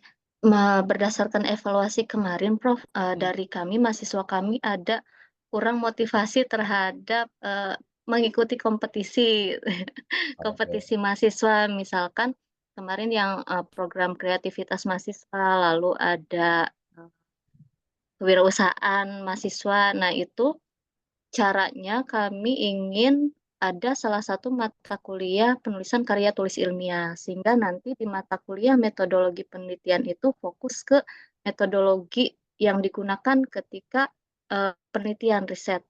Apakah seperti itu bisa, Prof?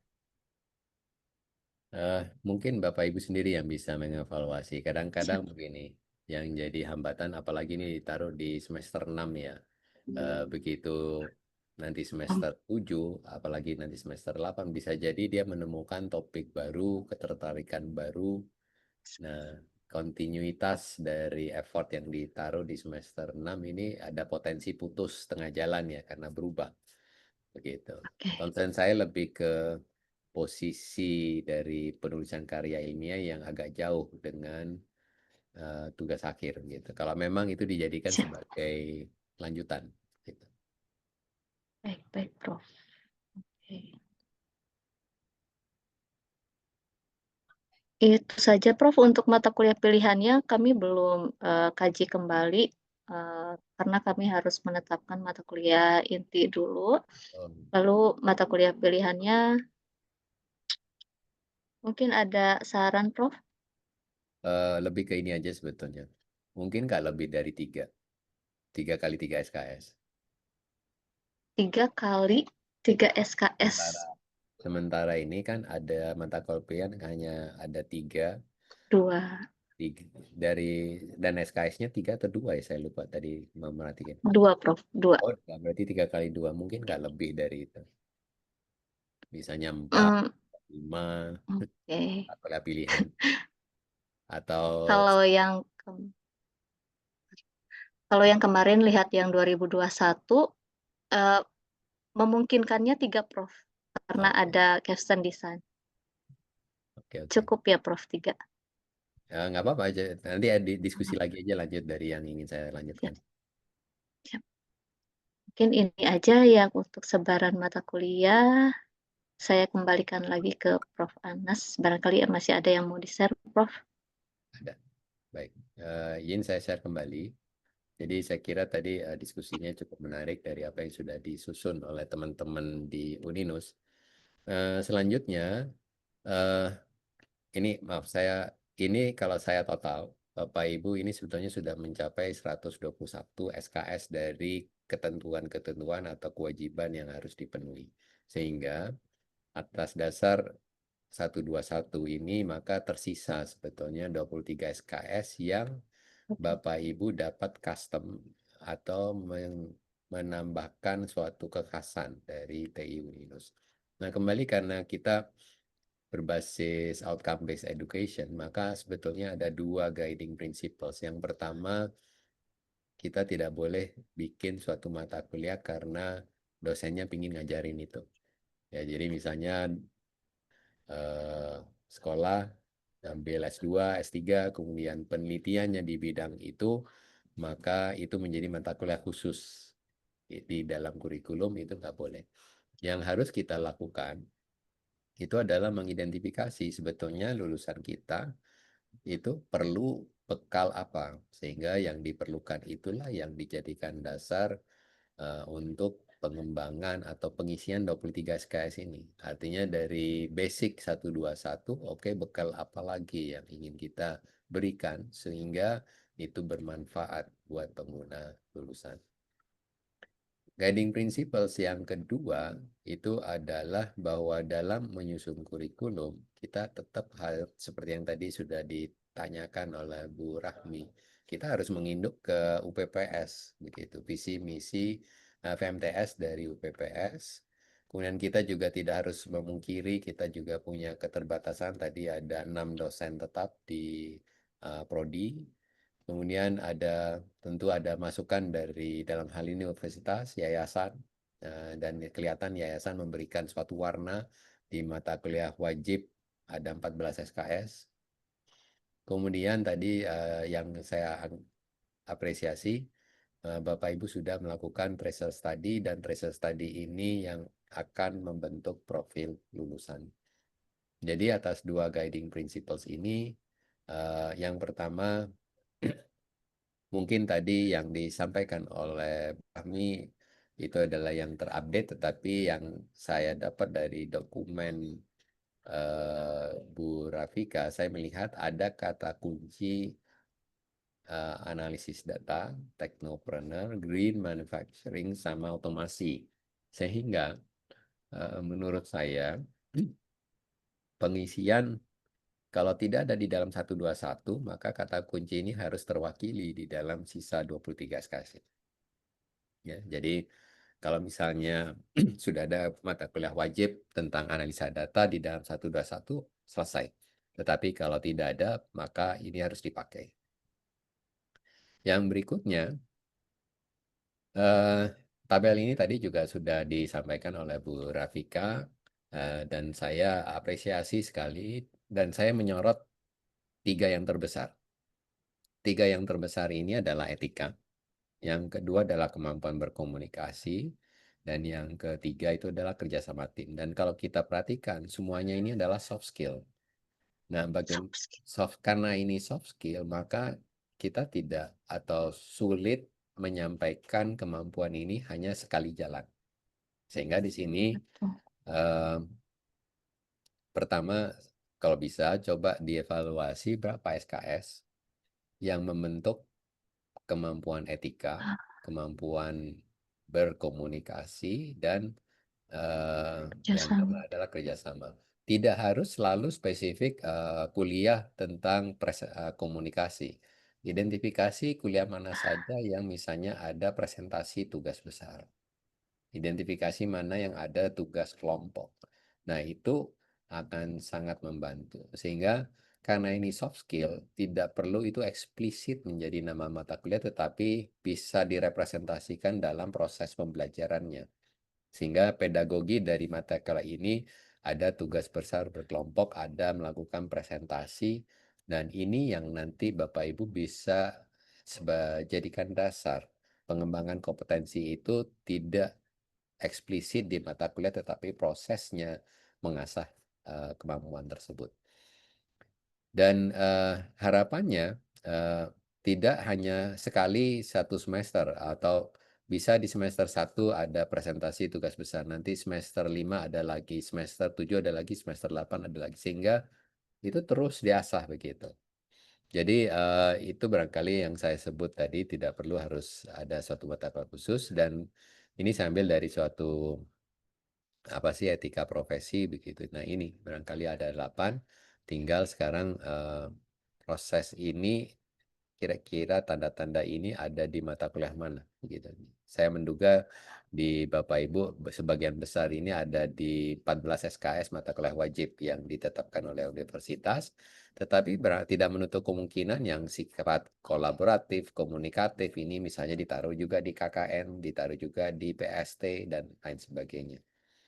Jadi silakan, ini karena sudah dinyatakan, dan ini yang menarik, ternyata dari hasil survei ini juga dinyatakan bahwa kemampuan bahasa asing ini tidak diharapkan terlalu banyak oleh responden. Ya, memang terbesarnya itu dari penting, tetapi tidak sangat penting. Oleh karena itu, tadi saya melihat ada potensi apakah pengasahan ini SKS-nya berlebihan. Ya, kan saya lihat di dokumen ada mata kuliah bahasa Inggris, ada bernulis, ada presentasi atau conversation.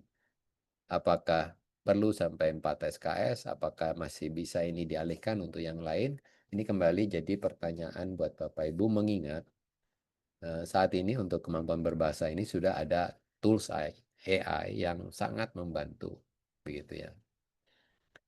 Berikutnya masih di level 23 SKS yang masih bebas, yang Bapak Ibu bisa ubah. Ini saya melihat di sini ada yang diharapkan oleh pengguna. Yang utama itu adalah mereka mampu dalam pengendalian mutu produksi. Kemudian yang kedua itu adalah analitis. Saya anggap ini mengolah data dalam bentuk analitik. Dan yang terakhir mampu beradaptasi. Kemudian di sini saya coba kasih notes buat Bapak Ibu. Silakan di total saja. Maksud saya di total SKS ini, Bapak Ibu bisa merefleksikan apakah dengan sekian jumlah SKS ini sudah cukup untuk membentuk kompetensi itu atau perlu ditambah, begitu. Yang kedua itu karena kemampuan ini sebetulnya eranya sudah era ada tools, maka mungkin ini ada suatu kesempatan Bapak Ibu misalnya tadi yang sekedar hanya programming, ngolah data, sekarang sudah fokus bahwa mereka juga ada mata kuliah yang mempraktekkan menggunakan suatu tools tertentu, apakah itu tadi pakai Python, pakai R, atau mau pakai aplikasi Power BI yang sudah jadi untuk mengolah big data. Mengingat kata kunci analisa data ini kan muncul ya di kata kunci, di visi, atau tadi dokumen lain yang saya lihat. Terus pengendalian mutu pun juga sekarang sudah banyak aplikasi, walaupun di kuliah kita mungkin pakai berbagai macam QC chart, Nah, mereka kan tetap teorinya harus belajar, tetapi ada introduksi terhadap aplikasi manajemen tools tertentu yang ingin diperkenalkan. Begitu juga dengan produksi. Mereka belajar peramalan, belajar bikin RCCP, CRP, bikin penjadwalan. Barangkali di sini juga sudah mulai diintroduksikan mahasiswa bahwa ini loh, kalian sudah sekarang belajar teorinya, sekarang ini aplikasinya untuk melakukan scheduling misalnya. Baru yang berikutnya, dari mata kuliah tadi yang ditampilkan oleh Bu Rafika, silakan dipetakan kira-kira mana yang masih relevan, up to date, mana yang barangkali tidak up to date tetapi masih relevan terhadap pencapaian VMTS yang ada di lokal. Dan jangan segan-segan kalau tadi ini saya suka ngajar, tapi kalau sudah bukan eranya ya mohon direlakan begitu. Kira-kira seperti itu. Nah, baru yang tadi profil lulusan. Tadi Bapak Ibu juga punya concern. Biasanya profil lulusan itu yang generik itu ada 3. 3 itu apa saja, bahwa dia kompeten dalam bidang program studinya. Jadi profilnya bahwa mahasiswa lulusan TI Uninus ya dia kompeten dalam bidang studi teknik industri. Yang kedua itu biasanya mereka punya kemampuan atau kompeten dalam beretika dan berkomunikasi. Dan baru yang ketiga itu seringkali disebut sebagai long life learning. Jadi kita memberi bekal, walaupun mereka belajar misalnya di kurikulum 144, tidak menutup kemungkinan dia punya kemampuan belajar ilmu baru, dapat pelatihan dari pabrik sehingga dia terus berkembang dalam meniti karirnya. Nah, baru yang terakhir, ini saya kasih, kalaupun lebih dari 3, bisa 4, tadi ada keunikan, misalnya teknopreneur yang mau ditambahkan, silakan. Jadi ini tempatnya di sini yang akan menjadi kekhasan dari profil lulusan TI dari Uninus. Nah, profil, sekali lagi, profil ini ada di level program studi. Ya. Jadi kira-kira seperti itu, dan profil ini merupakan potret bahwa begitu alumni lulus sampai maksimum 5 tahun, mereka punya potret seperti ini. Lewat dari 5 tahun seringkali mereka sudah dapat pelatihan, punya pengalaman kerja yang lebih luas, maka kompetensi setelah 5 tahun itu seringkali sudah tidak dipengaruhi lagi oleh apa yang dia pelajari di kuliah. Walaupun tetap itu ilmu itu ada begitu. Dan Bapak Ibu tadi saya kira sudah cukup Bu Rafika menampilkan tadi ada CPL 8 dan 9 yang diubah, nggak ada masalah. Yang penting BKSTI sudah mengusulkan 10, mau 11 boleh, mau 10 pun oke, modifikasi 1 sampai 10 pun juga oke. Nah, baru yang berikutnya, karena ini tidak detail ya, nanti Bapak Ibu kan waktu nyusun kurikulum itu akan ada dari CPL translate ke CPMK. Kalau CPL-nya misalnya masih umum, mengidentifikasi, merumuskan, menganalisa, menyelesaikan permasalahan kompleks di bidang teknik industri. Nanti CPMK-nya kalau ini kuliahnya PPC, maka dia mampu menetapkan indikator performa sistem. Jadi ini sebetulnya turunan dari CPL-nya menjadi sesuatu yang lebih spesifik dikaitkan. Kalau ini kan teknik industri, kalau ini spesifik sistem produksi. Kalau ini misalnya metode, di sini metodenya dieksplisitkan, peramalan misalnya, gitu. Kalau di sini teknik modern, berarti dalam praktek TI, maka di sini tekniknya apa? Penjadwalan produksi, baik untuk satu mesin, flow shop, job shop. Ya. Jadi harus mengait, begitu. Jangan dilepas karena CPL itu generik, kemudian mata kuliah itu spesifik. Gitu. Dan implementasinya ini berlawanan arah. Kalau tadi nyusun kurikulum dari kanan ke kiri, implementasinya dari kiri ke kanan. Yang sering kali lupa di dalam dokumen kurikulum itu adalah bagaimana caranya nanti mengevaluasi bahwa implementasi dari kurikulum ini kompetensi lulusnya tercapai dan profil itu terbentuk. Seringkali ini lupa. Ya, jadi istilahnya ini sebetulnya bagian tugas dari AMI atau bagian mutu dari internal. Dan di sini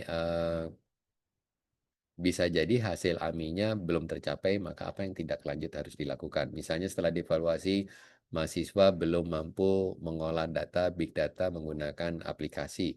Oke, kalau gitu praktikumnya perlu ditambah misalnya. Kira-kira seperti itu. Terus dari hasil ini, asesmen itu bisa langsung, bisa pakai ujian, bisa tugas, bisa observasi, tugas, atau portfolio mahasiswa dan sebagainya. Asesmen tidak langsung ya pakai kuesioner atau ada tracer study begitu. Jadi mangga, dan hasil outputnya itu kira-kira demikian nanti. Jadi misalnya Bapak Ibu tadi mampu menyelesaikan masalah yang kompleks. Nah, CP yang diukur misalnya sudah melampaui seperti ini. Atau ada di kisaran ini dan ada sebagian yang belum melampaui masuk ke dalam area. Nah, inilah kira-kira output yang diharapkan dari suatu dokumen kurikulum. Demikian Bapak Ibu, jadi bahan saya sampai di sini.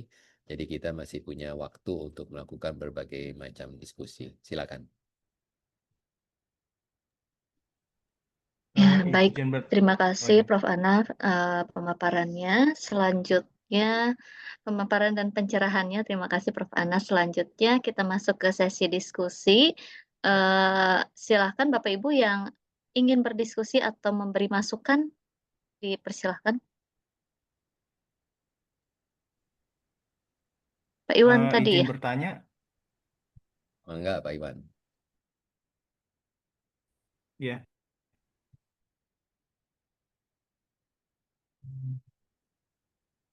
Oh ya, ini Prof mengenai capstone tersebut terdapat prodi yang eh,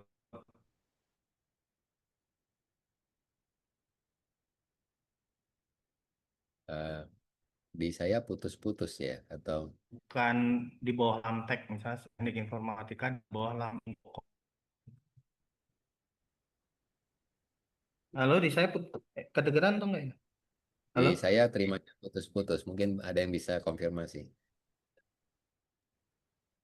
Putus-putus Pak Iwan, mungkin Oh, bisa disampaikan di chat atau oh di chat ya.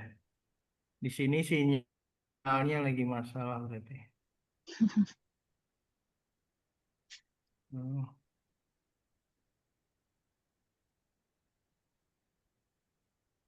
Mungkin bisa dicoba off video dulu Pak, kali nanti suaranya jadi lancar.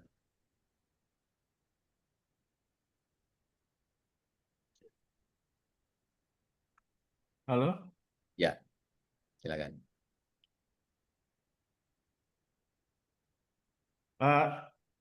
Moga-moga kedengeran. Cukup keras mulai Pak. aman Pak. Halo? Mau bertanya, jika capstone desain itu ditarik ke tingkat Aduh, putus. fakultas, Oh iya, sementara di fakultas tersebut, kedengeran nggak ya? lancar Pak. Oh, terdapat prodi yang tidak di bawah LAMTEK, Pak. Misalkan di bawah LAMTEK, Prof. Misalkan di bawah LAMINFOKOM. Sementara di LAMINFOKOM itu kan tulisannya bukan capstone design, kan? Proyek Ya, apa namanya ya? Proyek pengembangan atau gimana? Apakah itu boleh dicantumkan di apa di apa disatukan dengan apa namanya capstone design dari berbagai prodi, tapi namanya berbeda-beda gitu, Prof. Dan di waktu yang sama. Terima kasih. oke. Baik, pertanyaan menarik Pak Iwan. Jadi pertanyaan Pak Iwan adalah bagaimana kalau capstone design ini dijalankan dalam satu fakultas tetapi prodinya memiliki rumpun LAM yang berbeda. Kira-kira begitu pertanyaannya. Terutama misalnya teknik informatika atau sejenis, itu kita pahami LAM-nya mereka tidak menginduk ke LAMTEK begitu. Sebagai contoh ya. Nah, prinsipnya nggak ada masalah Pak Iwan. Yang penting karena di Dikti itu sekarang tidak ada pengakuan kode mata kuliah di level fakultas, maka solusinya adalah capstone design ini ditempel di masing-masing kurikulum. Hanya saja nanti waktu implementasinya fakultas itu tahu, misalnya kode mata kuliah A dari prodi X, kode B dari prodi Y, dan seterusnya. Itu dijadwalkan di hari yang sama, jam yang sama, ada berbagai tim dosen yang mengampu capstone ini dengan tujuan adalah membahas kasus real. Jadi yang penting semua itu ada di dokumen. Jadi masalah tadi mengklaim harusnya nggak ada masalah walaupun beda lam, karena pada prinsipnya capstone design ini juga di fakultas sekolah yang non teknik ada beberapa yang juga yang mengadopsi begitu. Dan saya paham untuk yang misalnya teknik informatika walaupun tidak di Lamtek itu mereka juga sebetulnya ada juga menjalankan capstone design, hanya saja barangkali terminologinya tidak seperti kita begitu. Demikian Pak Iwan. Terima kasih, Prof.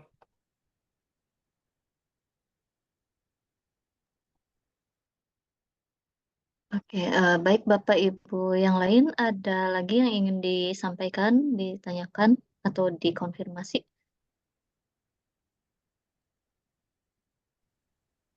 Sepertinya mulai dapat pencerahan nih Prof.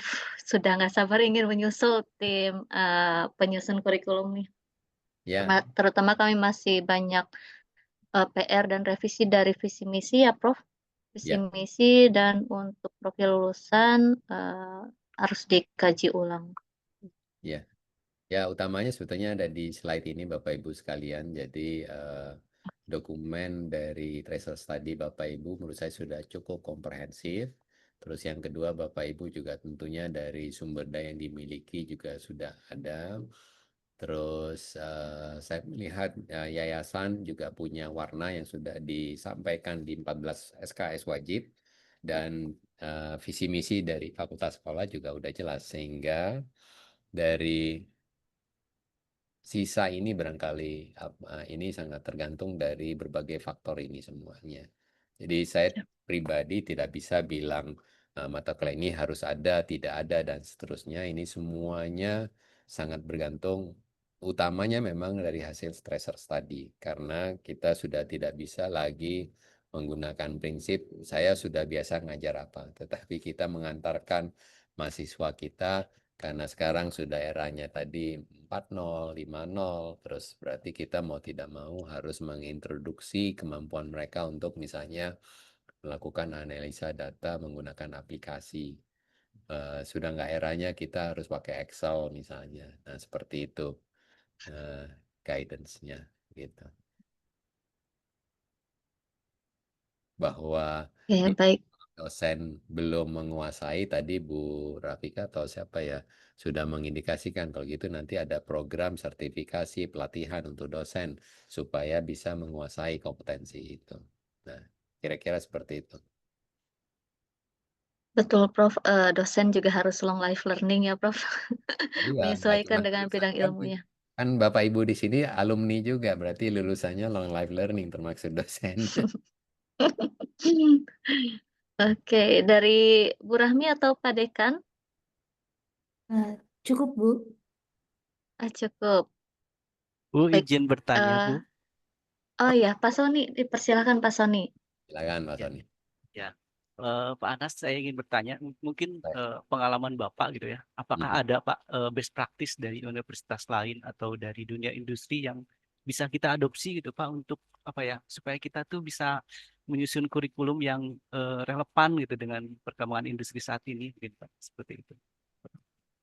Oke, eh, ini saya prinsipnya begini Pak Sony. Jadi seperti yang tadi sudah disampaikan di checklist awal, maaf kelewat. Nah, karena kami ada di teknik industri, maka PKSTI sebetulnya sudah mengguide ada sebetulnya 98 SKS yang wajib. Nah, tinggal sekarang yang non wajibnya dari BKSTI itu sebetulnya lebih dari 23. Hanya saja 23 itu sudah kepotong oleh ada kekhasan dari universitas sehingga tersisa di sini barangkali 23. Kalau menyimak tadi misalnya Pak Sony kira-kira apa ya yang menjadi best practice, kembali yang di diagram ini ini staff atau teman-teman seperti Pak Sony ini cukup bermanfaat karena Pak Sony punya pengalaman dari industri.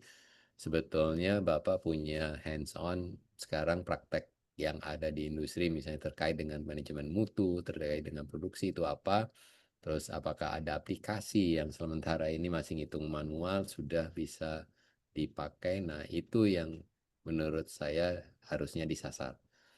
Kenapa saya tidak bisa merekomendasikan? Karena profil lulusan di Uninus barangkali spesifik. Kalau seperti tadi saya lihat umumnya bekerja di Jawa Barat, terus sekian persen nasional dan seterusnya. Nah, itu yang perlu didalami. Artinya industri yang sekarang banyak direkrut oleh pengguna lulusan itu biasanya perlunya apa sih? Itu yang harus secara jeli kita pilih. Jangan sampai kita sudah memilih sesuatu tetapi industri yang disasar oleh tempat mereka bekerja nggak pernah pakai tools itu gitu. Makanya tadi saya juga rada hati-hati. Misalnya ERP pasti perlu, tetapi apakah ERP-nya SAP? Menurut saya hampir nggak ada industri kecil yang pakai SAP. Yang ada mungkin Odoo misalnya. Nah, hal-hal barangkali seperti itu. Jadi saran saya mungkin perlu mengundang beberapa alumni yang sudah 3 tahun sampai 5 tahun bekerja, terus prodi sifatnya mendengarkan sehari-hari tugasnya ngapain, apa yang pernah ditugaskan oleh atasan namanya, tapi dia belum mampu respon. Misalnya disuruh ngolah data, dia taunya Excel tapi nggak tahu bahwa ada Tableau, ada R, ada yang lain. Nah, hal-hal itu yang pertemuan dengan alumni atau dengan pengguna lulusan yang prominent itu akan mempertajam untuk mengisi yang ini. Kira-kira demikian Pak Sony. Baik, terima kasih Pak Anas atas saran dan masukannya. Terima kasih.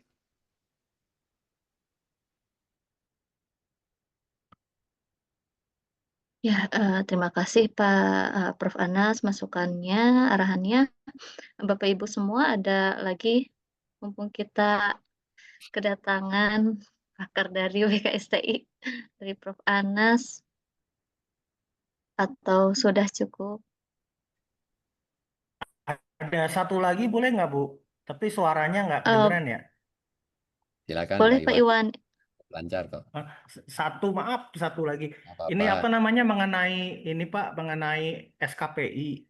Jadi kan Ya, di kami itu kan ada LSP, Lembaga Sertifikasi ya, Profesi, dan salah satu masukan dari pengguna lulusan dan mahasiswa dan lulusan itu adalah masalah skill bersertifikasi itu Pak, ya. Pak Prof. Nah itu apakah apa namanya SKPI-nya itu harus betul-betul menjiwai dengan prodi, apakah bisa mengikuti dari dunia industri? Misalnya di dunia industri membutuhkan eh, apa namanya sertifikasi tertentu yang sebenarnya agak-agak nyerempet nggak ke arah teknik industri, core-nya BOK atau core-nya visi dari prodi itu yang pertama. Terus yang kedua mengenai apa namanya kalau pengalaman Prof di apa namanya di ITB sendiri itu apakah SKPI-nya arahnya bagaimana dan bentuknya apa gitu Prof. Makasih Prof. Baik, terima kasih Pak Iwan. Betul, jadi kalau kita dalam bahasa sederhananya SKPI ini kan sunnah ya, walaupun makin banyak sunnahnya makin tinggi begitu. Nah, eh, pendekatannya ada dua. Maaf sebentar ya.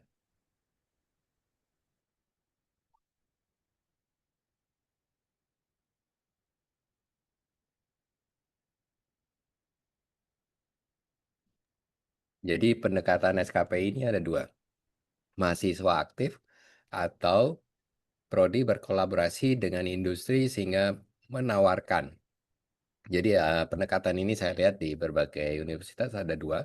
Kalau mahasiswa aktif, misalnya mahasiswa ikut lomba maka hasil dari lomba, prestasi dari lomba itu menjadi SKPI. Atau kegiatan kemahasiswaan, misalnya himpunan mahasiswa mengadakan suatu kegiatan, maka kegiatan itu diakui oleh SPI. Maka itu yang saya sebut tadi mahasiswa proaktif. Ada beberapa universitas karena punya kolaborasi dengan industri, dan industri ini juga menjadi tempat misalnya untuk magang, MBKM, segala macam, yang dimana hasil kegiatan tersebut mengasah suatu kompetensi tertentu, dan akhirnya karena universitas misalnya punya LPS, maka mereka mensertifikasi lulusannya. Jadi saya melihat prinsipnya manapun itu baik, tetapi jangan lupa bahwa mahasiswa juga 144 SKS ini juga sudah banyak menghabiskan waktu. Makanya saya sebut tadi ini sunnah, berarti kan kalau mahasiswa diharapkan menambah SKPI, itu tidak lain sebetulnya mengurangi jam main atau jam tidurnya dia begitu. Nah, bahwa banyak industri yang mengapresiasi dengan adanya SKPI ini betul. Karena begitu desk evaluation ketemu IP-nya sama atau range-nya masuk dalam rentang sama, maka tambahan-tambahan additional ini yang akan jadi penentu begitu. Jadi silakan itu apakah mahasiswa akan didorong untuk mandiri, berkompetisi, ikut kompetisi atau ikut kegiatan himpunan atau prodi yang punya kerjasama dengan LPS tertentu akan menyalurkan juga suatu kegiatan, itu juga pilihan. Kuncinya kedekatan dengan LPS itu sendiri kalau memang fokusnya ke LPS begitu. Terima kasih, Prof.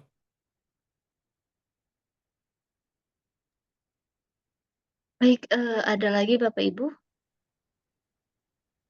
Izin Prof, yang kami undang di sini baru dosen tetap dan pimpinan fakultas. Ya, Jadi Pak. nanti mungkin selanjutnya ada sesi lokakarya kembali dengan pengguna alumni dan juga mahasiswa, dan instansi pemerintah seperti itu, Prof. Nah, itu Barangkali kalau ada dimanfaatkan waktu. lagi. Mohon Iya, dimanfaatkan Prof. aja.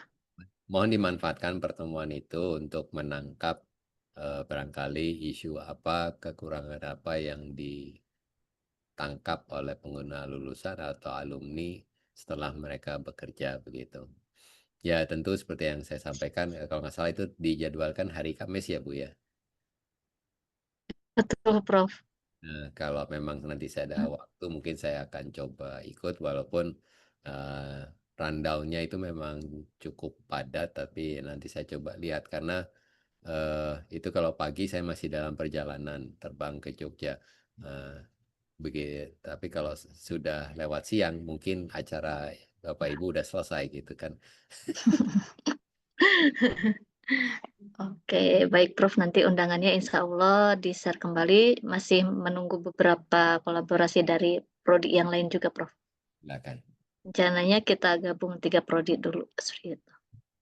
Nah, mumpung kumpul 3 prodi, Bapak Ibu barangkali isu terhadap capstone design itu bisa dilontarkan, dan visibilitas untuk menjalankan kuliah capstone design bersama. Bersama itu artinya dijadwalkan bersama di semester yang sama, di hari yang sama, dengan tujuan memecahkan suatu problem yang kompleks yang bisa dipecahkan dari multidisiplin tadi. Kalau itu sepakat dan bisa diusahakan atau dicoba, nggak pernah ada yang sempurna, itu ya akan menarik begitu. Baik, Prof. Ya, dari pimpinan fakultas ada yang ingin disampaikan? Iya, udah cukup dari kami. Saya ucapkan terima kasih banyak Prof. Anas atas waktu dan kesempatannya. Semoga nanti bisa bergabung lagi dan jangan kapok untuk membantu dari teknik Uninus. Terima kasih Prof. Oke, baik-baik. Ya, terima kasih Bu Rahmi atas dukungannya, support kepada tim penyusun kurikulum teknik industri. Sepertinya cukup ya Bapak Ibu, sudah tidak sabar melanjutkan menyusun kurikulumnya. Terima kasih Prof. Ana sudah bersedia mereview kurikulum kami, memberikan masukan terhadap keahlian yang dibutuhkan. Kami sangat berterima kasih dan juga tentunya pasti kami masih butuh bimbingan dan arahannya dari Prof. Ana setelah terselenggaranya Lokakarya ini, Prof. Mohon maaf jika nanti kami banyak berdiskusi, izin Silakan. meminta waktunya. Gitu.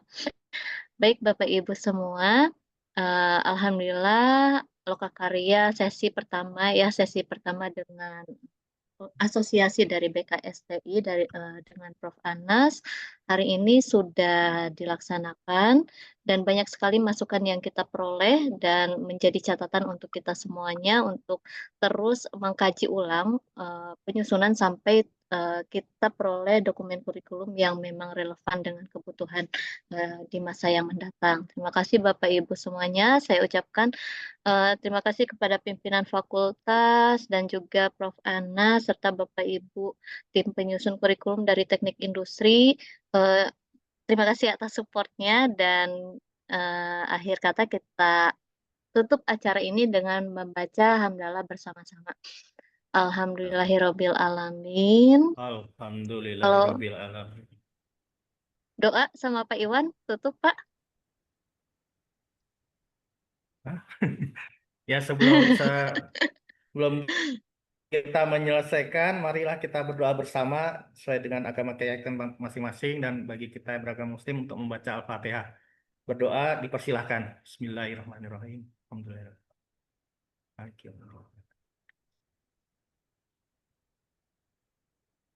Berdoa selesai. Terima kasih.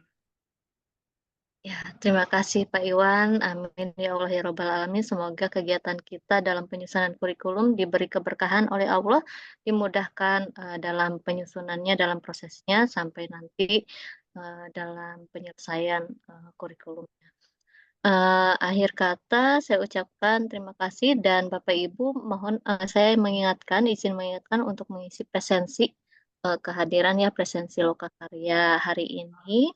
Sudah di-share di chat, nanti saya akan share juga secara personal kepada Bapak Ibu, terutama kepada Prof. Anas, izin Prof. Kita akhiri perkuliahan. Jadi kebiasaan Bu, perkuliahan maaf kita masukan sedikit, ya. Bu. Lalu masukan sedikit. Kalau apakah bisa semua off cam kita mau kenang-kenangan sama Prof. Anas? Izin. Oke, on cam dulu. Benar dokumentasi saya lupa. Ya. On cam dulu Bapak Ibu. Alhamdulillah terima kasih ya diingatkan. Mohon bantu dokumentasi ya Bapak Ibu ya. Pak Tejo, Pak Agi, Pak Jarang-jarang Riki, bisa foto dengan Ibu Prof. Anas, operator. jarang-jarang.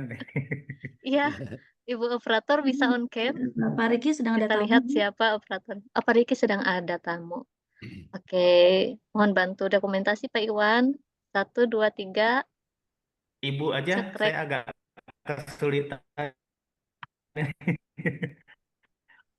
Oke, Jaringannya Pak. di saya. Ya. Jaringannya siap. Pak Yayan bantu ya. Ya. Saya tidak bisa buka ini. Kita sekali lagi 1, 2, 3.